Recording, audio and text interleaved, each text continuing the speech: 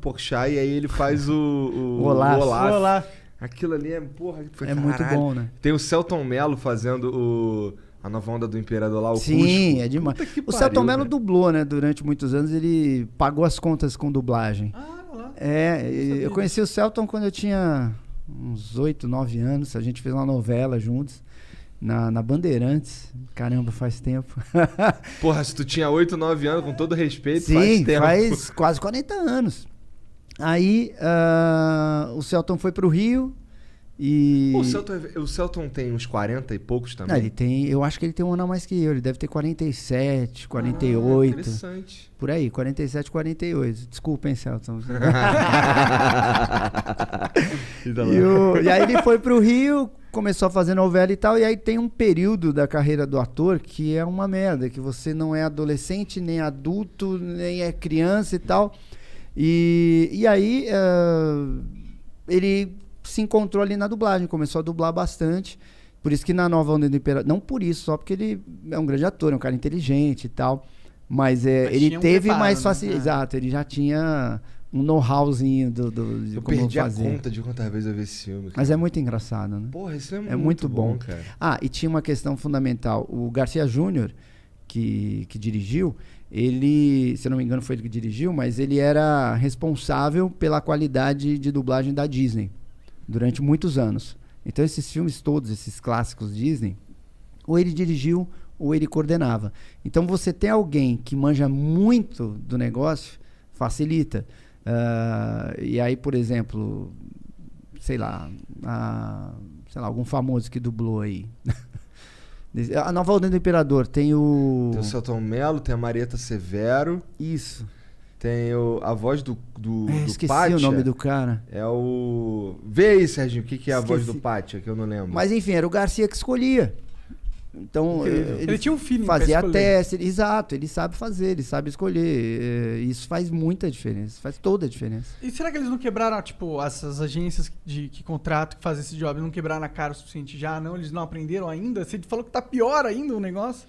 Não sei, Mais cara. marketing na parada. Eu não sei. Que loucura, né? Eu já dirigi muitos famosos, né, dublando, e de vez em quando você fala, meu Deus, como é que eu vou fazer esse cara dublar, ou essa... Como que eu vou transformar um cara que nunca fez isso num exímio dublador? Mas eu tive alguns trabalhos legais. Então eu dirigi um filme chamado Deus Zebra, que tinha o Galhaço.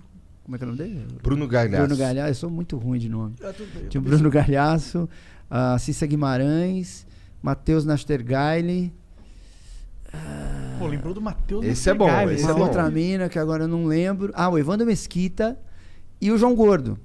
Porra, ficou legal pra caramba. Ficou muito bom o João Gordo. Por quê?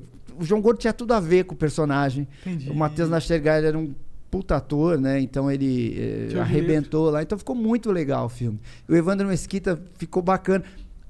Então, é fogo falar isso, né? Tipo, o Evandro Mesquita, você vê o Evandro Mesquita o tempo inteiro falando. Mas como era um filme live action, mas os animais falavam. Então ele fez tipo um ganso, alguma coisa assim, e um pelicano. Então ficou legal, entende? Ficou bacana, porque era uma animação mesmo, e provavelmente vozes famosas no original. Então, pô, aí tem a ver. Eu imagino que pra fazer um filme, dublar um filme deve ser mais difícil que dublar um desenho. É mais difícil. É por quê? Porque você tem que captar os trejeitos do ator, porque Exato. tem mais detalhe na... A animação, o movimento labial costuma ser razoavelmente padronizado. Costuma, um fala, o outro fala, um fala, o outro fala. O cara tá lendo um texto aqui, o ator, ele decorou, então muitas vezes ele tá improvisando, tipo isso que eu fiz, ele tá improvisando. O desenho dificilmente faz determinadas coisas que o ser humano faz falando. E tem gente que articula demais, tem gente que articula de menos. Então, aí você tem que se adaptar ao movimento do cara, ao ritmo do cara. Tem atores que são péssimos, e você dublar ator péssimo... Deve ser difícil. Cara, é uma merda. São os caras sem imaginação. Porque você tem que fazer o que tá... Você não é o nosso dublador. Você tem que fazer o que tá na tela, não dá pra fazer outra coisa. Você tem que fazer o que a cara do cara tá mandando, o que as pausas do cara fez. Então, fica ruim, saca? E aí você fica, pô, vão achar que o meu trabalho tá ruim. Não é o do cara, mas só eu tô vendo do cara. É meio complicado. Novela mexicana, né? Puta merda, né? Novela mexicana é o mais desafiador dos jobs. É, cara, porque um cara uma vez deu um... Alejandro! O cara deu... Não acredito Lembra que você comeu minha irmã. Lembra do... Eu não sei nem se era mexicana, mas era o Pedro Escamoso. Lembra do Pedro Escamoso? Lembro que veio na vibe da Betty a Feia. É. Que era legal, o Betty a Feia era bem Porra, me feito. amarrava no Pedro Escamoso, aquele mullet dele lá, mandando pirulim, pim-pom, pirulim. Mas esse tipo de novela, eu acho que fica bacana de fazer. Porque aí o dublador põe o humor dele, a gente adapta e tal, mas as que são sérias, tipo Maria Regina, né, Fernando Augusto, né? umas coisas, eles são muito over, né? Eles têm uma escola de interpretação que pra gente é horrível. Um cara me deu um exemplo muito bom, que ele falou, cara, se o quadro for horroroso, não adianta você botar uma Caramba, esquecendo as palavras. A moldura. Não adianta botar uma moldura maravilhosa de 15 milhões de dólares, porque o quadro é horroroso. Não vai ficar bonito. Então é um pouco assim. E os atores no México, nas novelas, eles não sabem, eles não decoram o texto. Então todos estão com um ponto de ouvido e tem alguém no fundo falando, Fernando Augusto, eu não sabia que você era meu pai. Né? E aí o cara fica repetindo, e talvez por conta disso o cara faz uma coisa mais lenta e mais não sei o que. E aí... Fica tosco. Tanto que você vê que as novelas, elas são dubladas pelos mesmos dubladores que fizeram o filme mais incrível do mundo. Só que não tem jeito de ficar bom. Ainda sai novela mexicana? Ainda surge de obra assim? O que eu sei é que tem muita novela turca. Caralho. Sendo dublada. Principalmente para os países da África que falam língua portuguesa, tipo Angola. E somos nós que dublamos. Olha lá. Que louco, né? Interessante, cara. Muito louco. Quando você... Vamos lá. Explica pra mim. Eu sou... Vamos lá. Vamos dizer que eu sou o Evandro Mesquita e aí eu vou entrar num set de dublagem. O que tu me diz? O que eu tenho que fazer? Como é que é o trabalho? O que acontece ali? Eu pergunto, né, logo de cara, tipo, você já dublou alguma coisa, alguma experiência e tal? Aí, na maioria das vezes, não. Ou às vezes tem, mas é uma experiência que não agrega muita coisa. Aí eu falo, a dublagem funciona assim, assim, assado. Aí eu tento tranquilizar o ator, eu já preparo o texto dele para deixar mastigado, para deixar mais fácil. Porque o dublador, normalmente, é ele que tem que se virar com o texto, de colocar falas, tirar palavras, encontrar as pausas, todo tipo de coisinha. Ou, às vezes, a gente troca uma palavra por outra para encaixar melhor no sincronismo. Quando eu vou dirigir um famoso, um Star Talent, que a gente chama, eu já deixo arrumado o texto do cara para ficar mais fácil. Aí a primeira coisa que eu falo é, cara, não se preocupa com sincronismo, porque se você se preocupar, o trampo não vai sair.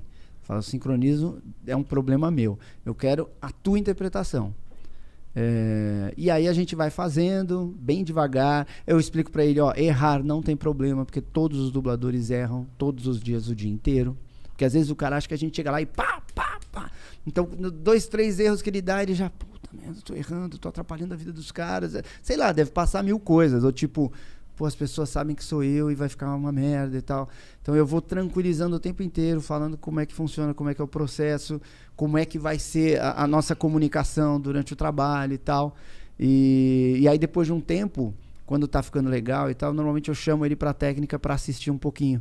Porque normalmente ele não faz ideia de como tá ficando. Não faz ideia.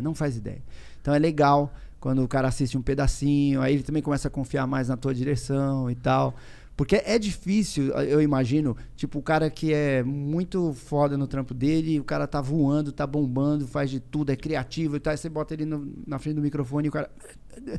Isso deve incomodar a pessoa. Caralho, imagina. De tipo, não tô conseguindo, não tá ficando bom. Não é tão fácil quanto achei que era. Então, o que eu mais faço é tranquilizar o cara, peço interpretação, porque o sincronismo, dependendo do que ele entregar, você consegue arrumar, né, ajustar ali tecnicamente, e mostro pra ele um pouquinho do que tá. Antigamente era mais difícil também. Quando o cara vinha dublar comigo, um famoso, ele não sabe quem eu sou. Não sabe nada sobre mim. É o diretor de dublagem lá. Hoje, às vezes o próprio... Às vezes não, sempre o distribuidor fala, ó, quem vai te dirigir é o Wendel Bezerra. Aí se ele não sabe quem é, na hora o cara pega no Instagram e fala, porra, o cara tem quase 1 milhão, ou o canal dele tem quase 2 milhões. Agora você também é um influenciador, ele dubla né? fulano,